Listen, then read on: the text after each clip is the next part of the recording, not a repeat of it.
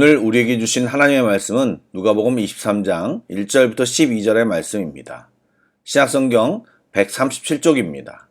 누가복음 23장 1절부터 12절의 말씀을 드라마 바이블로 낭독합니다. 제23장. 무리가 다 일어나 예수를 빌라도에게 끌고 가서 고발하여 이르되, 우리가 이 사람을 보매 우리 백성을 미혹하고 가이사에게 세금 바치는 것을 금하며 자칭 왕 그리스도라 하더이다. 빌라도가 예수께 물어 이르되, 네가 유대인의 왕이냐? 내 말이 옳도다. 빌라도가 대제사장들과 무리에게 이르되, 내가 보니 이 사람에게 죄가 없도다. 무리가 더욱 강하게 말하되, 그가 온 유대에서 가르치고 갈릴리에서부터 시작하여 여기까지 와서 백성을 소동하게 하나이다. 빌라도가 듣고 그가 갈릴리 사람이냐 물어 헤롯의 관할에 속한 줄을 알고 헤롯에게 보내니 그때의 헤롯이 예루살렘에 있더라. 헤롯이 예수를 보고 매우 기뻐하니 이는 그의 소문을 들었으므로 보고자 한 지 오래였고 또한 무엇이나 이적 행하심을 볼까 바랐던 연고로라. 여러 말로 물으나 아무 말도 대답하지 아니하시니 대제사장들과 서기관들이 서서 힘써 고발하더라.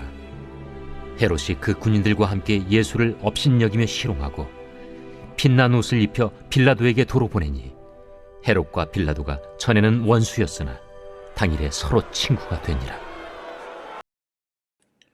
샬롬, 평안하십니까? 르바란 연휴를 앞두고 있어서인지 사람들의 마음이 뒤숭숭한 것 같습니다. 그럼에도 주님을 우선순위로 두고 주님 앞에 나와 계신 여러분들을 주님의 이름으로 축복합니다. 주의 은혜가 예배하는 모두에게 함께 하시길 기원합니다. 아멘. 말씀을 나누겠습니다. 대제사장을 비롯한 무리들은 예수님을 빌라도 총독에게로 데리고 가서 고소를 했습니다. 분명히 22장 마지막에 그들은 예수님께서 자신을 하나님의 아들이라고 말한 것 때문에 정죄했는데 빌라도에게 고소한 제목은 반역이었습니다. 좀 더 구체적으로 2절에 나온 것은 세 가지입니다. 우선 백성들을 미혹하게 한다는 제목입니다. 영적인 눈이 가리워진 그들은 참 진리를 알 수 없었고 예수님이 그냥 백성을 유혹하여 타락시키는 자로밖에 보이지 않았던 것입니다.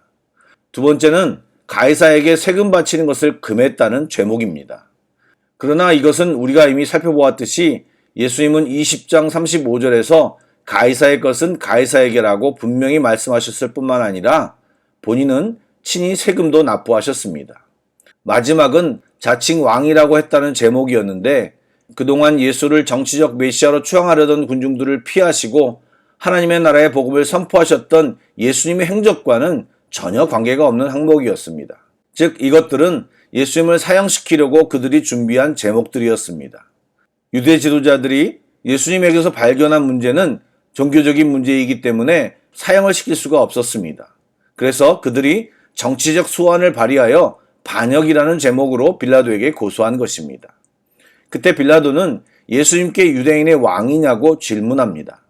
빌라도는 이미 산헤드린 공회가 예수님을 고발한 상황을 정확히 파악하고 있었습니다.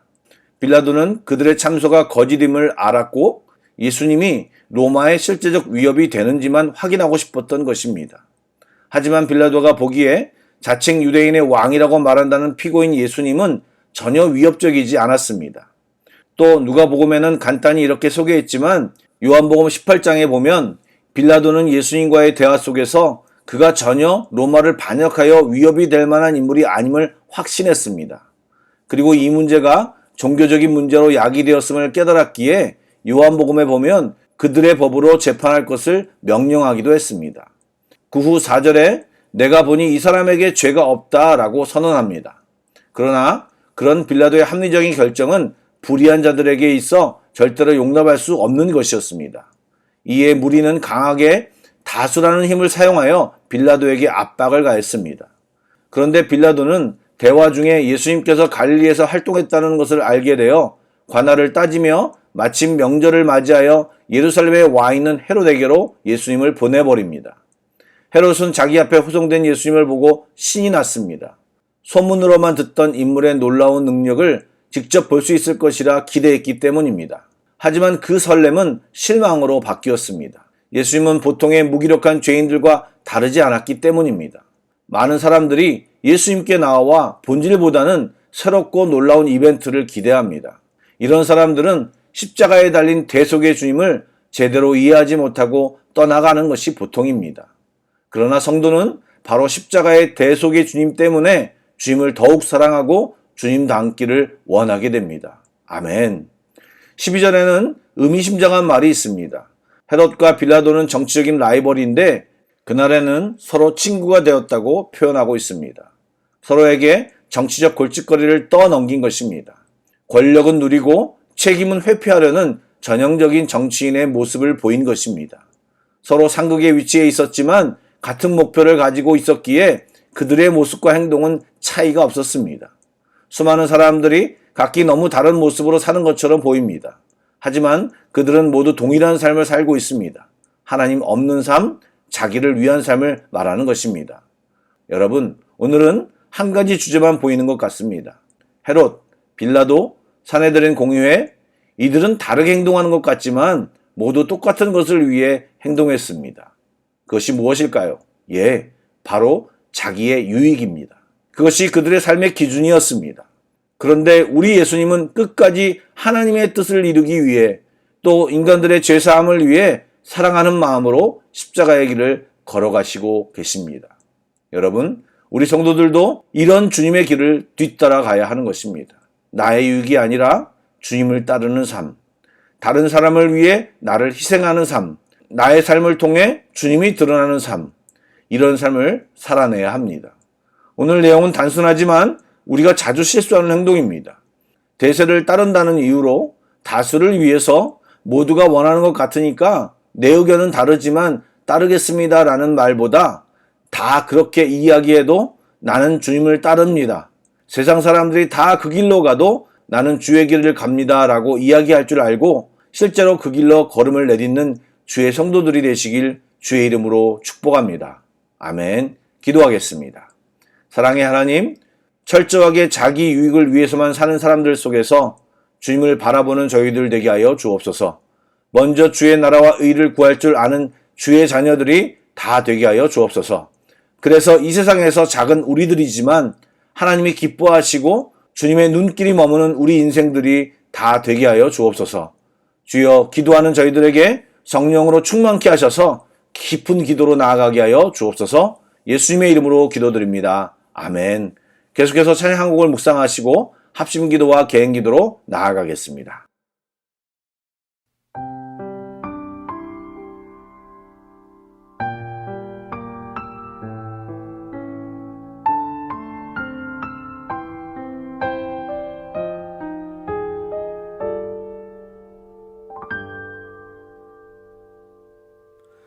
무엇이 변치 않아 내 소망이 되며 무엇이 한결같아 내 삶을 품으리 그 누가 날 만족해 해 내 영이 쉬며 그 누굴 기다려 내 영이 기쁘리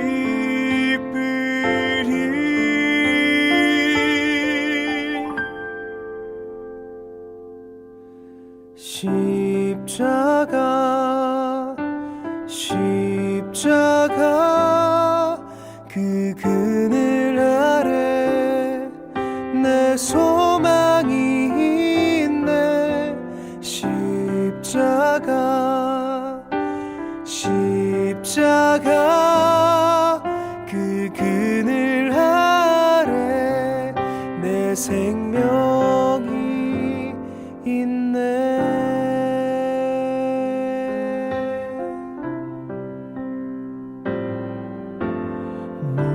무엇이 변치 않아 내 소망이 되며